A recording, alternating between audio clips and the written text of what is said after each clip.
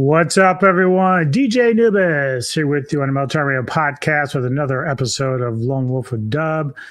Today, we're talking about 1991's The Perfect Weapon, starring Jeff Speakman.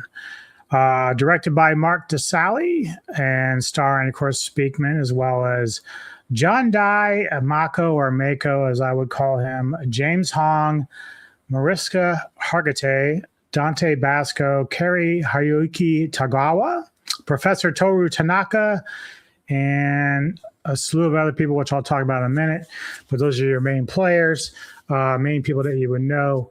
Obviously, I'm going to be playing a video later because I did this with the chocolate review where, you know, the young lady that did chocolate, you know, she kind of did more films, but you just didn't really hear about her. And so it's kind of like, you know, what happened to this person. And Jeff Speakman was definitely one of those people where Perfect Weapon came out in the early 90s, pretty much at the heyday of, you know, all the action films like Van Damme, Schwarzenegger, Steven Seagal, and so on. And then he just kind of like dropped off the planet. But we'll be kind of watching a video from a guy that's going to be talking a little bit about that and, you know, his theories or whatever happened, information he came up with. We'll kind of just go through that. But you also have Tagawa, who just recently passed. Unfortunately, may he rest in peace. Fantastic actor in Asian cinema as well as American cinema. Tanaka as well. I just kind of realized that Tanaka was the same guy that played Sub-Zero and Running Man with Schwarzenegger, the original one. And he's also a wrestler. So this film relates to the story of a young man who is trained in the martial art of American Kenpo and his fight against the Korean mafia in Los Angeles. So basically, you get this backstory where he's young and kind of a troublemaker in school. He has a younger brother. His dad is a police officer. It's just a big struggle because, you know, their mom passes away. And Jeff Sanders, played by Speakman, is just struggling to cope with that. And so he's kind of like lashing out and getting in fights and stuff. So Mako plays Kim, who is a friend of his dad's. And he also is, you know, knows about he knows a gentleman named Master Lowe who trains in Kenpo. And so he figures, well, if we give Jeff Sanders, you know, some discipline, he won't get as in much trouble. You know, he'll have a focus. And so he does do very well. He becomes very good with Kenpo. And you know, as he gets older as a teen, is doing good in school. He's an athlete and doing the pole vault stuff. And then one day at the football field nearby, his younger brother's kind of a nerdy kid, not a fighter, you know, just a young guy, but Jeff loves his younger brother, Adam. And anyway, a football player just starts like bullying him, trying to bully a young kid, Adam. And so initially Jeff is trying to disengage from the confrontation, but ends up having, you know, to get in a fight with him. He actually ends up, I don't know if he killed him or just really put him in a serious hospital, but basically really hurt him. I mean, this dude had his helmet on. He kicked it and broke the face mask. So you know, clearly, you know, the judges would say that, you know, he's a dangerous weapon now because with his anger issues. And then, but, you know, anybody who's watching the film would say the dude that was bullying deserved every bit of it. Like he's just a cocksucker. But that kind of just gives you the platform or the precursor to what's to come, because obviously dad is unhappy, doesn't want Adam being influenced by Jeff because he's older and getting into trouble despite what happened. So he tells Jeff just to leave, like as a young kid. You know, he's still like in high school. I'm assuming his dad told him just to pack up and leave and get out and stay away from Adam, which he does. He goes back and Jeff goes and keeps learning with Master Lowe, but there's only so much he can be taught now. And so he leaves and takes off for a while.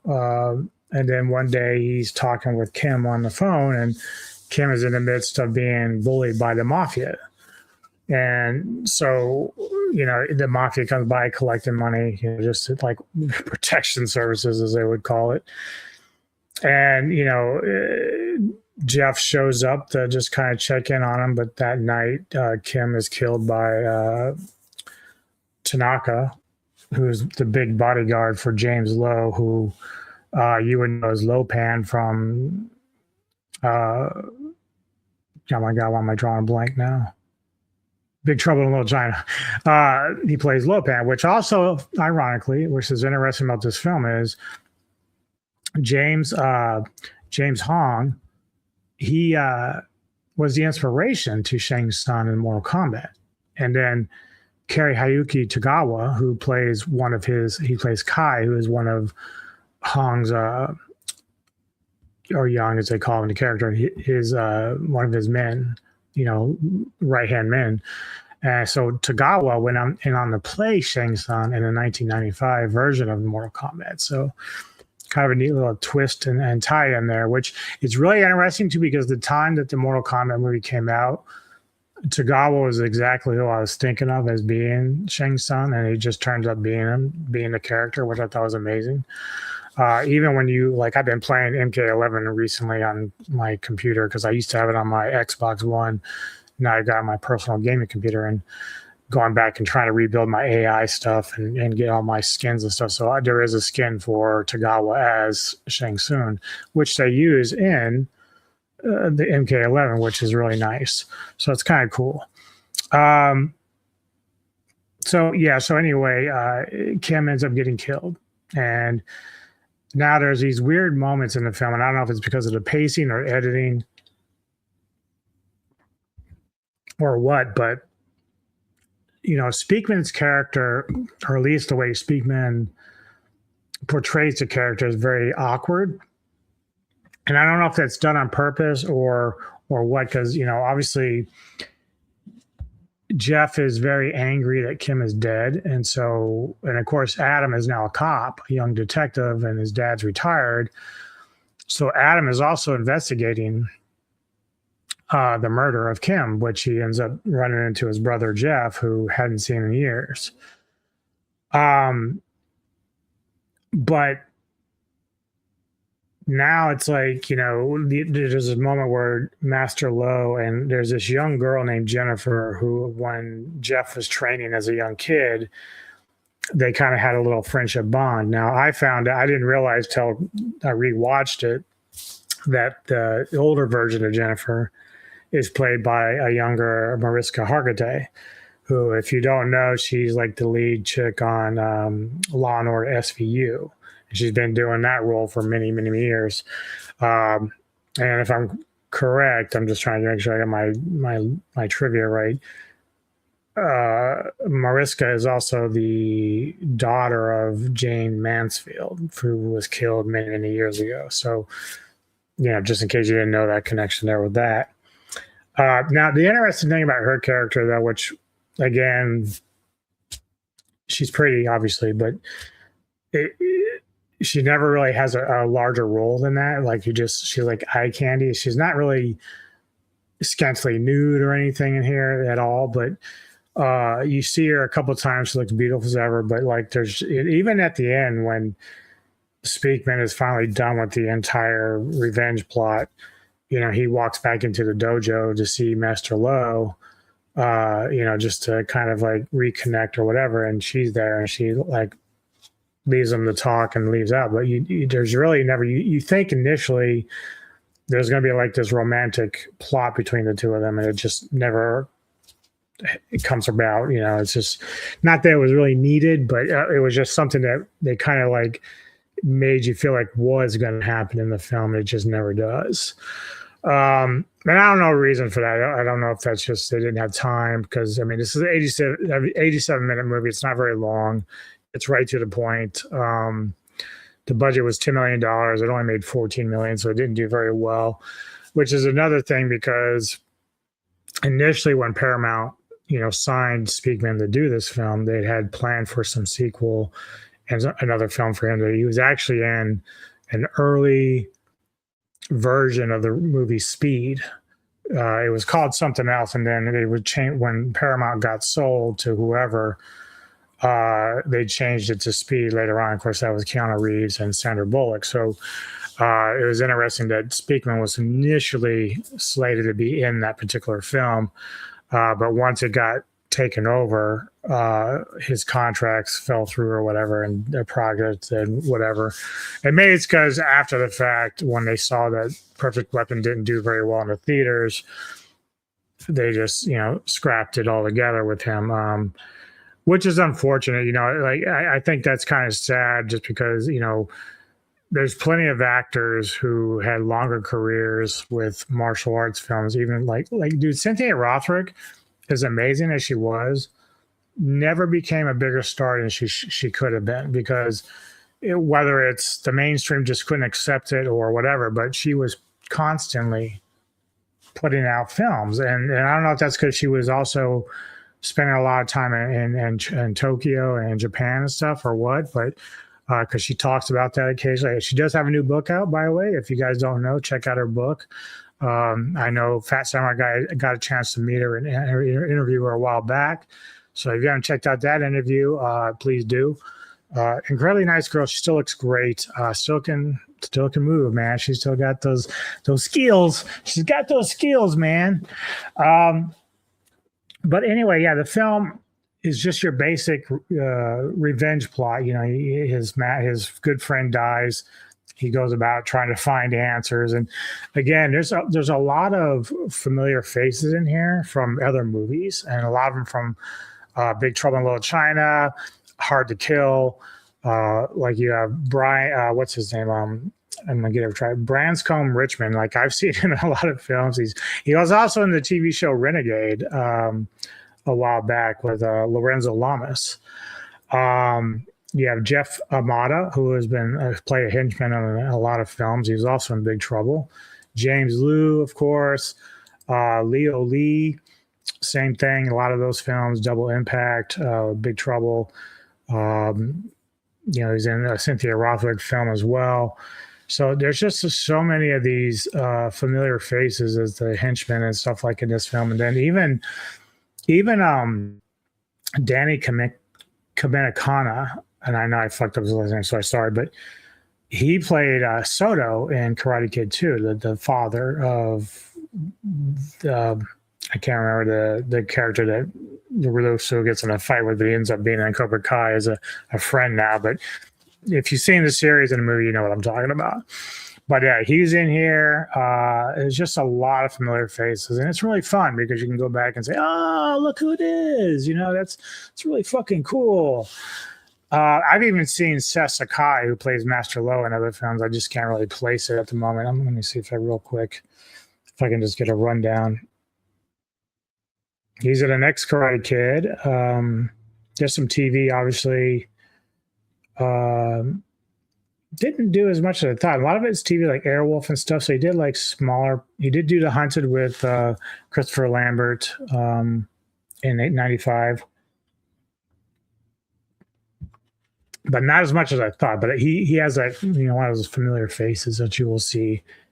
So yeah, that's pretty much the plot of this. Now we'll go ahead and the only thing I did say that about Tagawa being Shang Tsung and all that, which again also in the weird world of things, Van Damme was like the inspiration to Johnny Cage, so a lot of people will know that anyway. But just some funny stuff like that with the trivia and all that. All right, well, let's go ahead and check out this video, kind of see what happened with Jeff Speakman, because he did the film, and he's actually quite good in this as far as the fighting. The choreography is pretty good. He just disappeared. Like after Paramount got bought, I guess the contracts fell through. But you would think, even on the B-level circuit, he would be in there. Now, he did do a horror film called Slaughterhouse Rock, which I've seen. He was in Lionheart. He played more smaller roles. Street Night. I think I kind of remember that one. Deadly Outbreak. I don't know. Yes, he did do a few films. But obviously they were all B-rated, but then he kind of just dropped off after 2006. But none of them really, like, he never got back to any of the famous stuff. So like he tried, you know, there's like Street Night, The Expert, Deadly Outbreak. So he was trying to continue to do films, but it wasn't like he was pumping them out enough to stay relevant and not stand out. And you know, you have the other actors at the time, Mark Dacascos, Dragon Wilson doing films. There's a lot of females, martial arts doing films at the time, just on the B-level circuit. So, you know, I guess he just wasn't able to kind of like compete with the rest of what was going on, even on that level. So let's go through this video a little bit and see what they got to say about this. 1991, a martial artist with lightning-fast hands and a jawline that could cut glass exploded onto movie screens in The Perfect Weapon. Jeff Speakman wasn't just another action star wannabe. Paramount Pictures had bet big on him, signing him to an unprecedented 4-picture deal and literally writing a movie specifically for him, something the studio had never done before. Critics praised his authentic Kenpo karate. Fans lined up at theaters. Everything pointed to Speakman becoming the next Steven Seagal or Jean-Claude Van Damme. Then, almost overnight, he vanished from Hollywood's A-list. What happened? The answer involves a dead mentor, a studio power struggle, and the action blockbuster that should have made Speakman a superstar, but instead launched Keanu Reeves into the stratosphere. This is the story of how one executive's decision cost Jeff Speakman the career of a lifetime. Jeff Speakman's journey to Hollywood started about as far from the movie business as you can get. Born in Chicago in 1958, he was an All-American springboard diver in high school, breaking records in his district and conference without ever having a coach. Natural athleticism ran through his veins, but it was a television show that changed everything. Watching David Carradine in Kung Fu ignited something in young Speakman, a fascination with martial arts that would consume his life. He started studying Goju Ryu, an Okinawan martial art, grinding his way to a black belt while working his way through Missouri Southern State College. 6 years it took him to earn that degree in psychology, paying every penny himself so he'd graduate without debt. When his instructor saw Speakman's dedication, he gave him some life-changing advice. If you're serious about making martial arts your life, you need to find Ed Parker in California. Ed Parker, the father of American Kenpo, Elvis Presley's personal bodyguard, the man who introduced Bruce Lee to American audiences. So in 1983, Speakman did something crazy. He sold his car, loaded up a moving van, and drove to California with barely enough money to survive. He arrived in Los Angeles just as Ed Parker's famous International Karate Championships were happening in Long Beach. Fate, it seemed, had perfect timing. Ed Parker took Speakman as a personal student, and for 3.5 years, the young martial artist soaked up everything the Grandmaster could teach. Parker had a unique teaching method. He never gave complete answers. He'd give Speakman half an answer and make him figure out the rest himself, forcing his student to think, to discover, to become more than just a technician executing moves. This wasn't just about kicks and punches. This was about creating a thinking warrior. By 1988, Speakman had earned his 4th-degree black belt directly from Parker and was teaching at a West LA dojo, never imagining Hollywood was watching. But Speakman had also been studying something else for 5 years. Acting. He'd been taking classes at an acting workshop in Berkeley. Yeah, I would say that the acting was a little bit bland. I mean, I can't remember much from Street Night. I think that was the one I saw like after Perfect Weapon, and like I don't remember much from it. I would have to go back and rewatch some of that, but I don't want to diss the guy too much, but like again, the character in this film, while it's supposed to be kind of brooding and have some like past like issues, it just doesn't really stand out enough. So I don't know, like maybe part of the problem with this film is that for him, from his perspective, as far as his character, is that when you think of like Bruce Lee, Chuck Norris, Jean-Claude Van Damme, Steven Seagal, they have like a certain like aura about them, and like, so like, you know, even if it's like one liners, like Seagal was a smart ass, right? So, and Van Damme, you know, he's kind of a cocky, and you know, like Speakman really didn't have, he tried to do some of that. So like in his fight in the dojo, he's like, he says, you know, he says something like, I wonder if I can kick your ass. And it's kind of like, it came out of like left field because he wanted to get information. And but it didn't seem that intimidating or anything. And so like, it just comes across kind of flat. And so, like, I'm just wondering if, like, despite the acting that he took up on, like, maybe part of that was what was holding him back from becoming something big. Because if you think about it, and I can only go by his role in this film, trying to take this type of mannerisms into Speed, if he'd gotten that role, would have been kind of a dud. Like, he might have all the physical attributes to perform on that level, because at the time Sandra wasn't like a big star, because she, like, she kind of grew more from Demolition Man and Speed at the same time, in terms of her popularity. So it's not like there would have been any competition there so much, because, like, it was oh my god, never mind, it doesn't matter right now. The reality is that Speakman wouldn't have been able to kind of carry that film, because you kind of have to be able to be personable, and, like, Keanu was able to kind of bring a little bit of fun. He was with Jeff Daniels, of course, and his partner in that, and so it would have been nice if we could have saw more flair from Jeff in this. Like, it wasn't really there. So when they say he was working on his acting, I don't know if that just fell flat or not, but it certainly seems that way. Burbank called the Creative Actors Workshop, honing his craft, preparing for an opportunity he didn't even know was coming.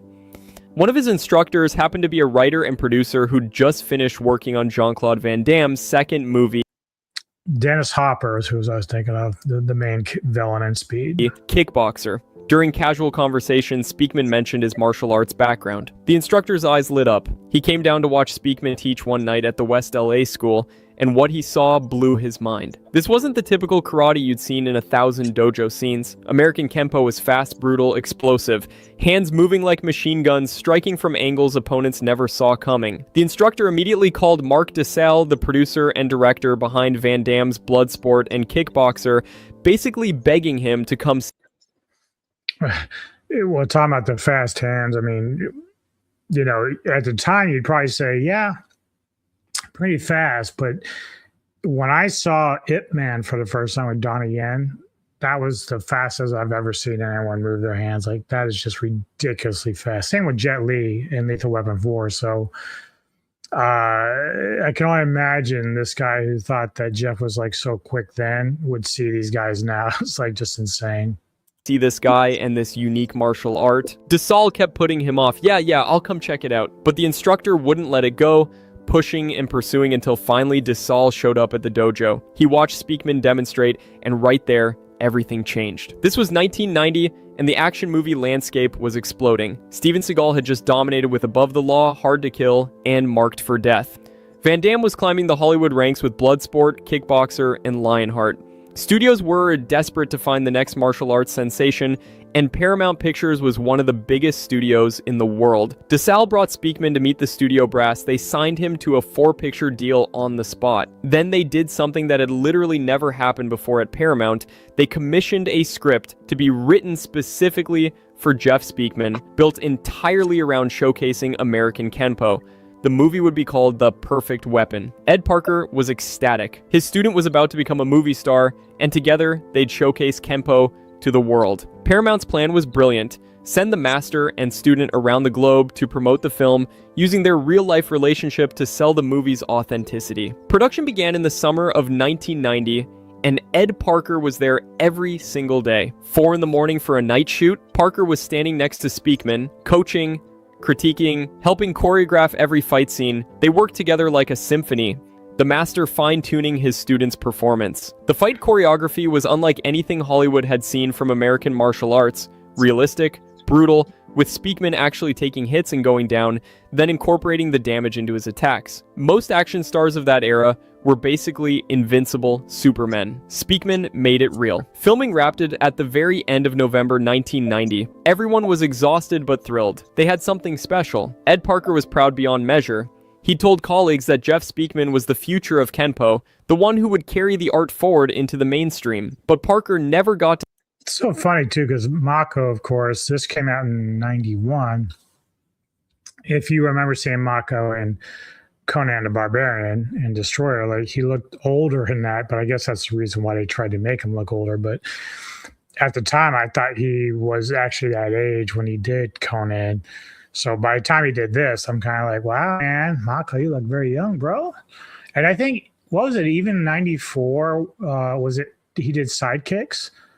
And so even then, they kind of made him look even older then. So kind of crazy to see what they'd created. On December 15th, 1990, just 3 weeks after filming concluded, Ed Parker suffered a massive heart attack after arriving at Honolulu International Airport. He was 59 years old. He died en route to the hospital. The martial arts world went into mourning. For Speakman, the loss was devastating. This wasn't just his teacher. This was his mentor, his guide, the man he'd sold everything to study under. They'd spent nearly every day together for years, and during those final months on set, they'd created something together that was supposed to be the beginning of Speakman's journey. Now, Parker was gone. Black Belt magazine captured the tragic irony perfectly. In their March issue, one page featured an article Ed Parker had written about Jeff Speakman. On the facing page was Parker's obituary. In that final article, Parker had written something Speakman would never forget. I never gave Jeff complete answers to his questions. I always gave him half answers and made him figure out the rest for himself. Even in death, the master was still teaching. Well, that makes sense because there's even a scene early in the film, A Perfect Weapon, where, like I said, it's after Jeff leaves the family because his dad requests him to take off and not be around Adam when he's young. He comes back to the dojo, and Master Lo is teaching him as much as he can. And he talks about, Master Lo says, well, there's nothing left for me to teach you, but you have to he says something to the lines like, you have to find your dragon or something like that. And so it sounds like Speakman's mentor was kind of approaching it the same way as that particular scene. Maybe that's why it was written in there like that. That, you can only learn so much through someone else. You have to kind of take a life lesson and learn other stuff on your own. And maybe that's what the message was. Perfect Weapon was dedicated to Ed Parker and the spirit of Kenpo. It would have to carry on without him. March 15th, 1991. The Perfect Weapon hit theaters. Opening weekend, it debuted at number 6 at the box office, pulling in nearly $4 million. For a martial arts film from a complete unknown, those were solid numbers. It went on to gross over $14 million domestically, a genuine success. Critics who usually dismissed martial arts flicks actually paid attention this time. The fight choreography was praised as some of the most authentic ever put to film. Fans loved that Speakman's character actually got hurt, that fights felt dangerous and real. Here's the crazy part. When Speakman first saw the rough cut, he noticed the fight scenes were edited wrong, cutting away too quickly, losing the flow of the choreography. So Paramount let him, a first-time actor, come into the editing room and recut his own fight scenes. He'd never been in an editing room before, but he learned fast and made the fights longer, more impactful. That scene was pretty funny. The Asian guy was pretending not to understand him, and they kept trying to give him rice. That's Adam, the younger brother, is a cop, a detective now. That was just a good scene. I'm okay with realism a little bit, but we are watching a fictional movie. Like, so one thing that I appreciate about Bruce Lee is that when you watch the Bruce Lee film, like, he got hurt occasionally, but for the most part, he was almost unstoppable. Same with Seagal. Seagal would take some beatings and then do his thing. Same with Van Damme and all them. But like, I don't know. I'm one of those people that when I watch a martial arts film, or even just a revenge film, like it could be Gunfighters or whatever, I like when they are like the top of the food chain. So think of like the final scene of Unforgiven with Clint Eastwood, right? He goes into that bar, dude, and he just lights him up. Like, there is no, like, nobody's like shooting near his ear or getting him in the chin, up here in the shoulder. Like, he's one of the best killers for a reason. And when it comes to like kung fu and martial arts films, I kind of like that. I like the fact that, oh, you think you're a badass, but you haven't met me. And that's, and I don't know, I don't, you know, the realism is fine, but like in this film, I kind of got annoyed by it actually, because like, dude, just, you know, if there are more guys there, they just beat his ass and kill him. Like there was a moment where they basically beat Speakman down and then, you know, tied him up or whatever, but pretty crazy. Big dojang fight scene where Speakman takes on multiple attackers. 2.5 days of filming, 12 hours each day, 150 takes. Speakman made sure every second showed up on screen. The film was right there, poised to launch him into action stardom alongside Seagal and Van Damme. Paramount had 3 more movies lined up in his contract. Everything was perfect. Except for one problem nobody saw coming. Right as The Perfect Weapon released, Paramount Pictures lost its CEO. An interim chief executive stepped in to run the studio temporarily, and that's when Jeff Speakman's dream started crumbling. Here's how Hollywood works. When a new executive takes over a studio, they don't want to spend resources making stars out of actors the previous regime discovered. If those actors succeed, the old guard gets the credit, the new boss gets nothing. So they kill those projects and develop their own stars instead. Speakman was caught in that political meat grinder. The new interim CEO had another problem too. Mark DeSalle, who directed The Perfect Weapon and held the rights to the Speakman deal. Paramount wanted DeSalle gone, but would have to pay him a fortune to walk away. Meanwhile, Paramount had sent Speakman and his team a script for his second film. The script was fantastic, a high-concept thriller about a cop battling a terrorist who's planted a bomb on a bus. If the bus drops below 50 miles per hour, boom, everyone dies. Paramount loved the concept so much they spent $250,000 hiring writers to rewrite it specifically as a Jeff Speakman vehicle. The rewrites were tailored to his strengths. The bus would have to stop at certain points, Speakman would get off to fight bad guys in explosive hand-to-hand combat sequences showcasing his Kenpo skills, then get back on the bus. They were building the perfect action movie around him, just like they'd done with The Perfect Weapon. Well, obviously the script was probably massively different than what we saw, but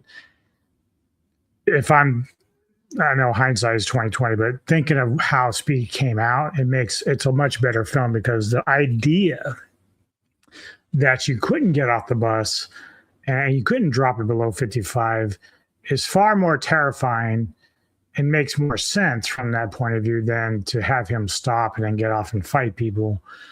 That would have never made sense to me, and that would have been like a failure in terms of plot design, in my opinion. But again, like even if they had gone with the script that was finally there, would Speakman be able to do or have the kind of personality to mesh with Sandra Bullock's more kind of like playful sarcasm and stuff like that, and her demeanor as far as an actress and character? Speakman and his team were engaged in the development, working closely with the writers. This was it, the movie that would cement his stardom. Then, in the middle of active development, the interim CEO made a decision that would haunt Speakman for the rest of his life. Without telling Speakman, his agents, or his legal team, the interim CEO put the script into turnaround. For those who don't speak Hollywood, turnaround means the studio... So there you saw... Without telling Speakman, his agents, or his legal team, the interim CEO put the script into turnaround. For those who don't speak... And there's Mariska Hargitay right there. So, and again, this is really like the only second scene that you'll see her in the movie, because the first one, it's her, the master behind her, and some other dojo students walking across the street after being at the funeral for Kim. So again, in the movie, it's kind of weird, because obviously, look at the look. So it's like, oh, it's a childhood friend, but is there something more? And maybe if they'd done a sequel, maybe that would have gone further. But in this case, no. Hollywood, turnaround means the studio is basically putting a script up for sale to other studios. Paramount had invested $250,000 developing it, so they'd offer it to competitors for the same price. The next day, Speakman's agents found out what happened and lost their minds. Phone calls erupted across Hollywood. Speakman's legal team, his agents, everyone was screaming at Paramount, What the hell are you doing? This is Speakman's movie. We picked it. You picked it. You gave it to us, and you've already spent $250,000 making it a Jeff Speakman movie. The interim CEO realized he'd screwed up. Oh shit. Sorry, I messed up. Let me go get it back. He called 20th Century Fox, who'd already snapped up the script, begging them to sell it back. Fox refused. They knew they had something special, and they weren't letting go. That script, the one that was supposed to be... Talk about a shitty CEO who has no fucking, like...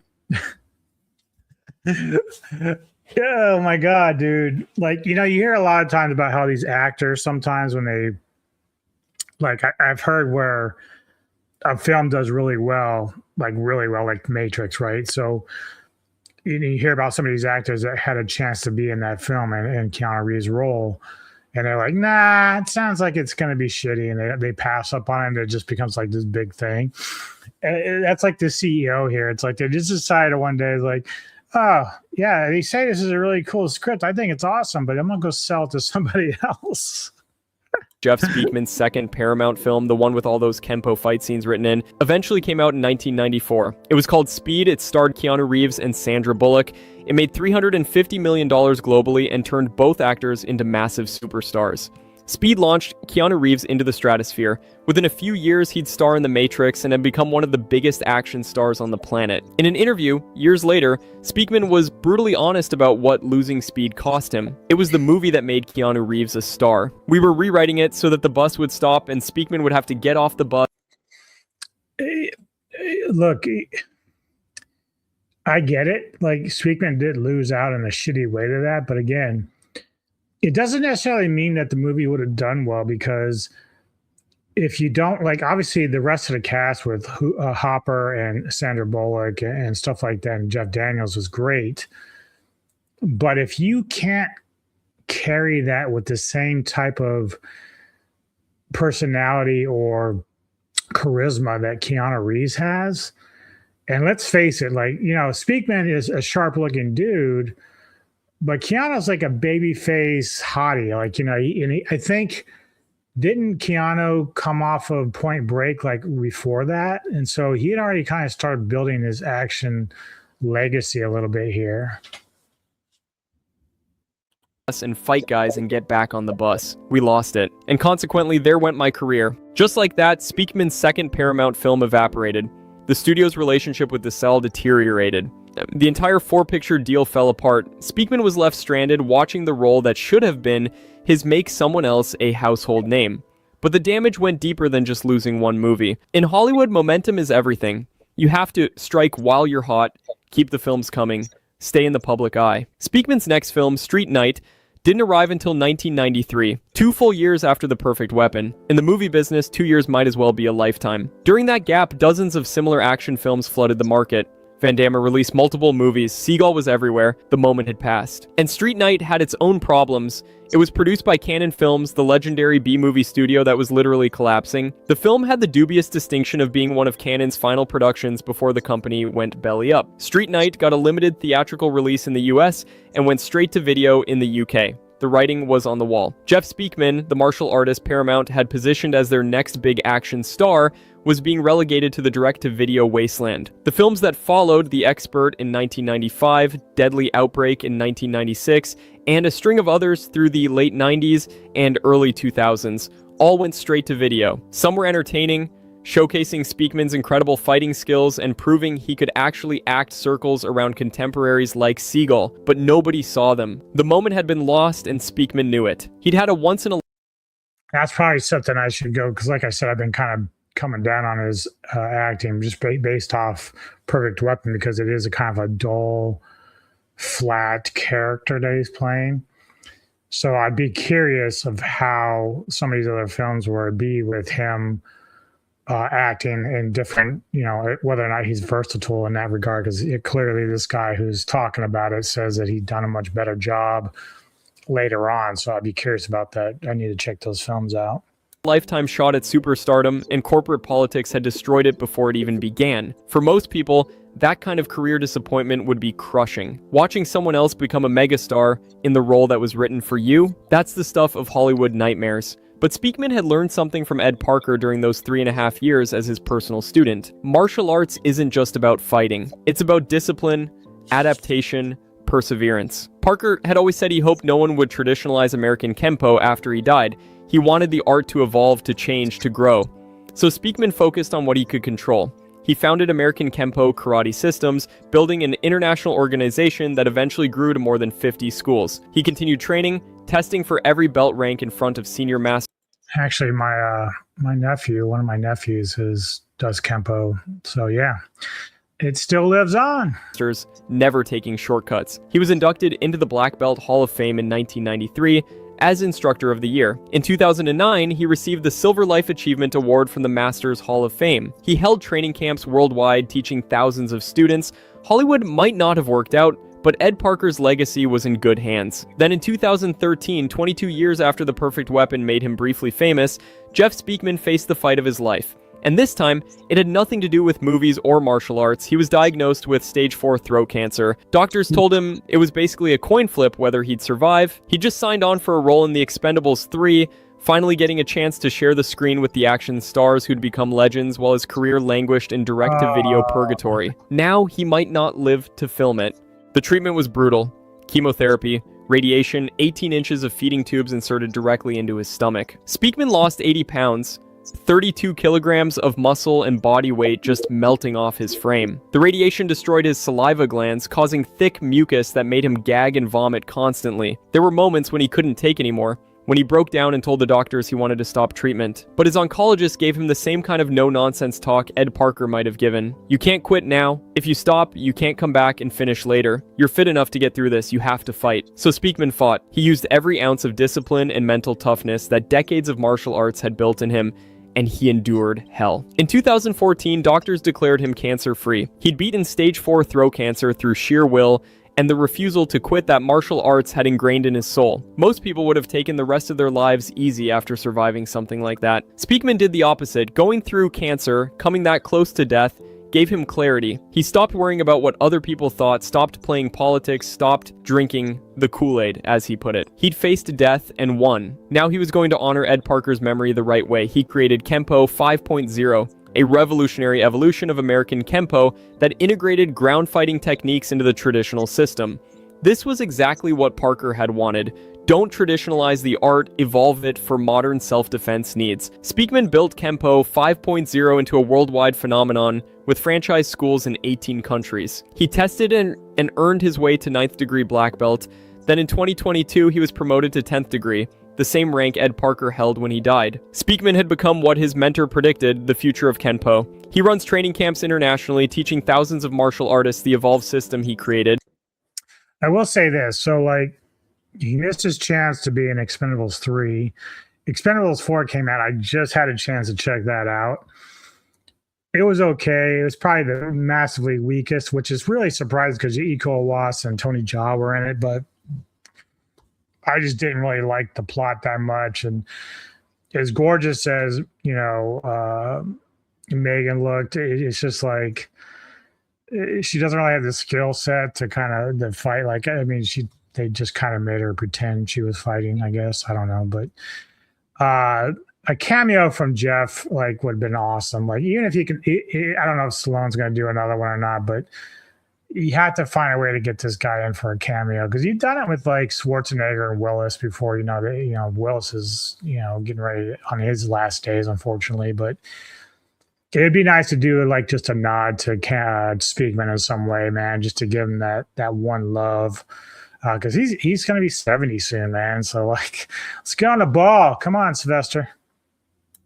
His Las Vegas headquarters serves as the hub for a global organization that's kept American Kenpo alive and growing decades after Ed Parker's death. And here's what's interesting. Speakman doesn't seem bitter about Hollywood. He doesn't spend interviews complaining about what could have been or cursing the interim CEO who torpedoed his career by putting speed into turnaround. He's philosophical about it. Surviving cancer put everything in perspective. When you've been that close to death, when doctors tell you it's a coin flip whether you'll see next year, losing a movie role doesn't seem like the tragedy it once did. In interviews, Speakman talks about how short life is, how the main cause of death is birth, how none of us have much time here.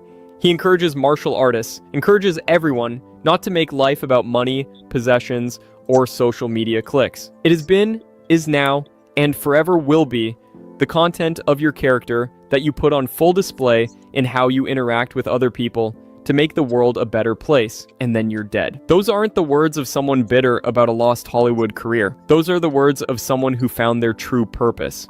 So here's the question nobody asks: what if Speed had happened for Jeff Speakman?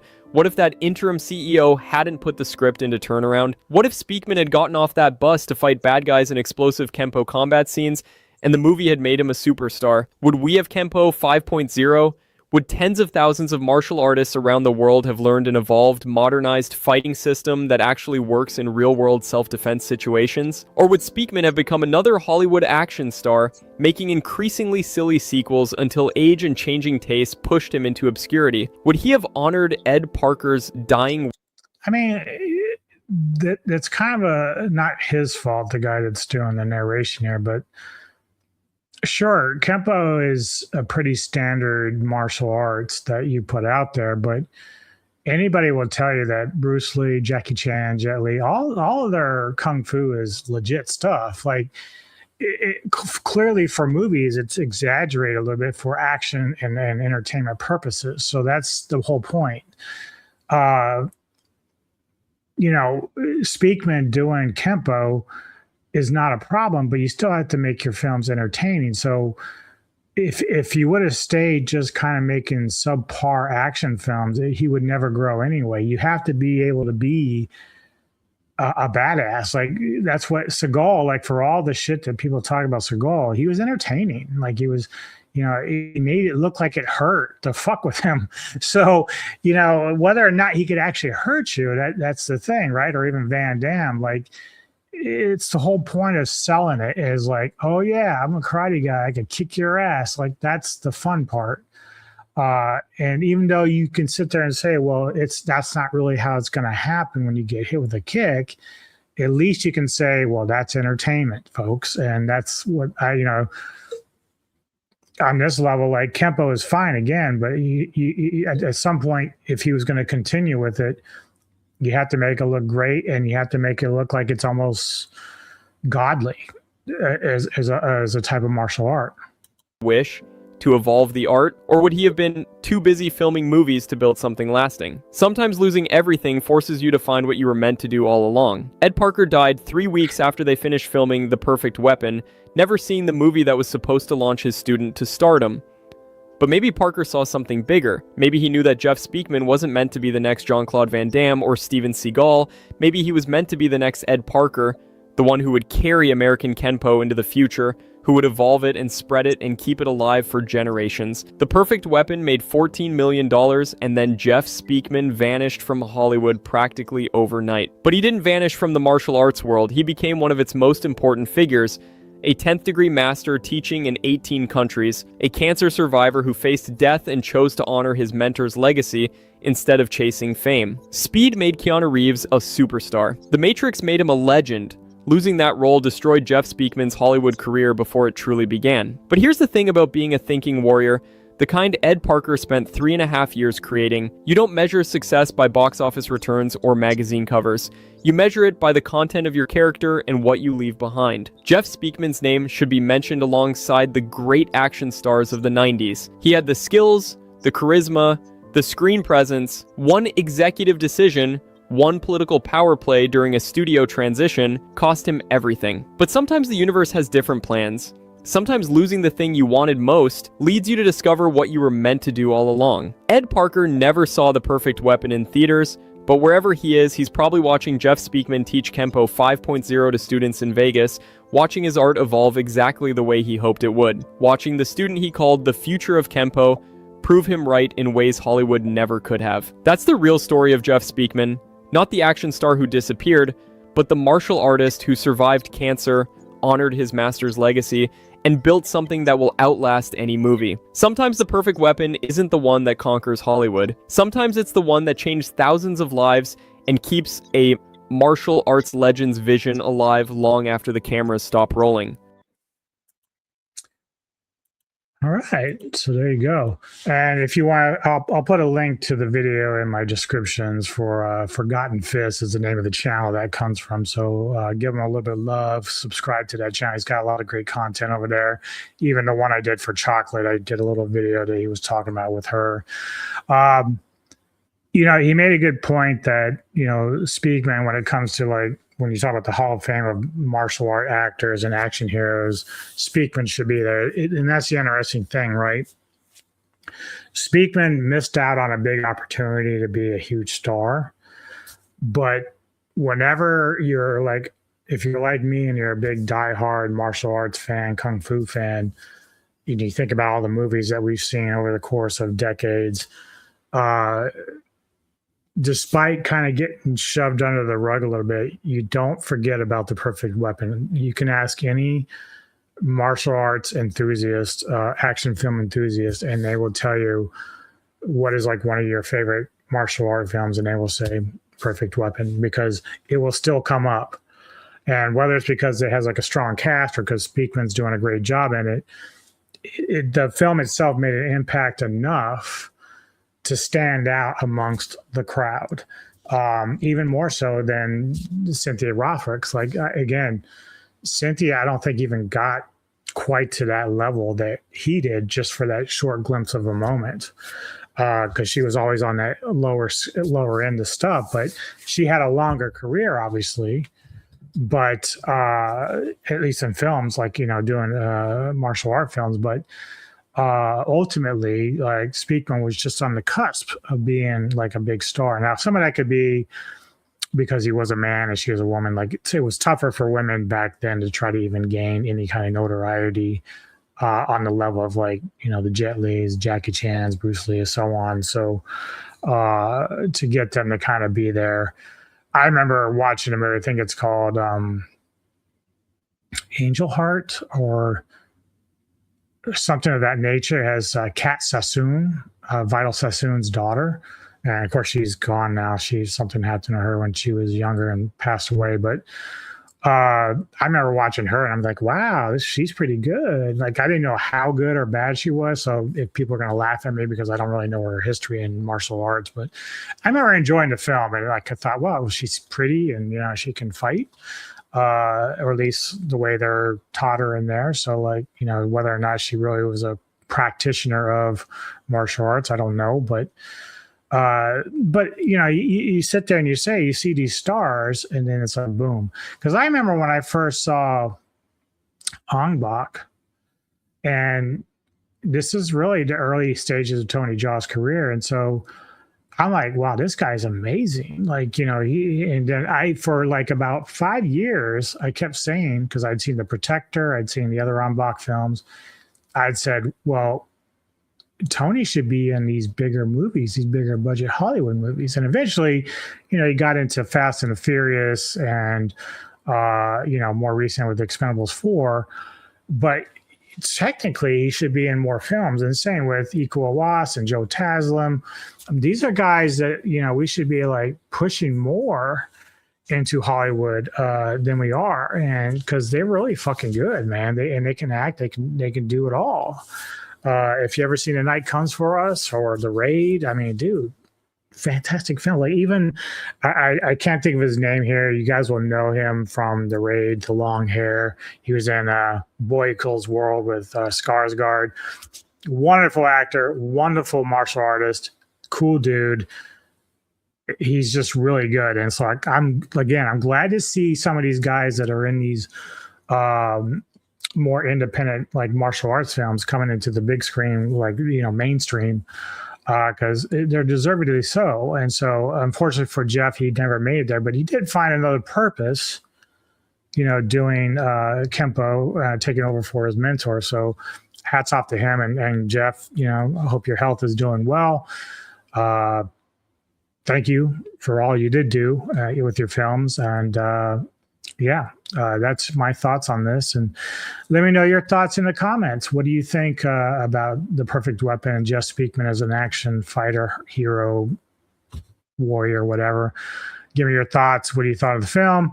Hit like and subscribe, and I'll see you next time. And also, If you got any recommendations for a film you want me to watch and review on this particular podcast, let me know. I have plenty that I got in my own list, but if you have something in particular you want me to tackle, let me know. If I haven't seen, I may not have seen all of them.